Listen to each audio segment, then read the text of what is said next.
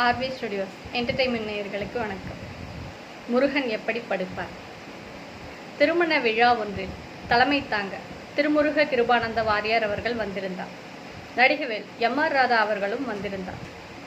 இருவரும் சுவாரஸ்யமாக பேசிக்கொண்டிருந்த திருமண பேச்சுக்கிடையே நடிகவேல் தனது வழக்கமான கிண்டலை அவிழ்த்தார்.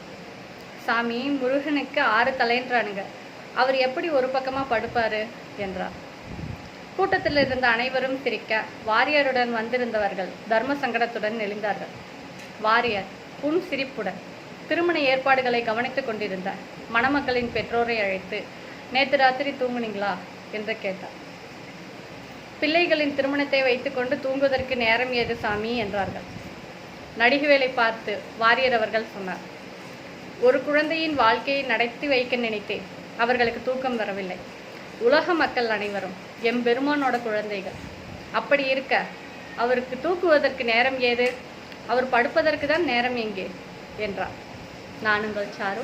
நன்றி, வணக்கம்.